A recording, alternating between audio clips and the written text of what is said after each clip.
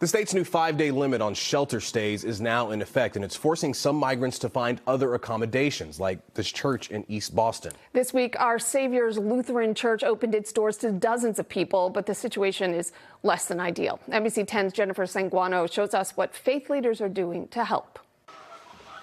The floor and the benches in Our Savior's Lutheran Church in East Boston are now where migrant families sleep and children play. People are sleeping here. They're going to prepare lunch downstairs. The pastor of the church, Don Nanstedt, tells us there are about 35 migrants, including children and even a pregnant woman, that arrived here this week. We got a call on Monday evening that there was this group of Haitians that they're the ones that were pushed out of the tents in Quincy. After having breakfast, the group goes to a nearby park. That's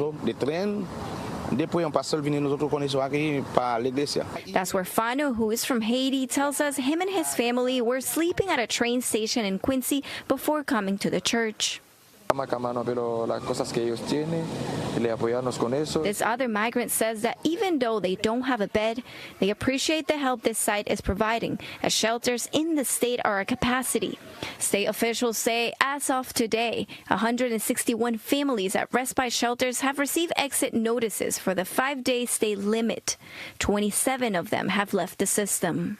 Nobody finds housing in 5 days. They're in and then they're out. They're on the street again. This week, faith leaders, including pastors from this church, met virtually to address this situation, calling for the community to help these families and other churches to open their doors. Big churches that have extra buildings that get used during the day, but not at night. Although now they have a roof over their heads and food provided by the East Boston Soup Kitchen, these migrants know this can't be a long-term place to stay. Jennifer Sanguano, NBC 10 Boston.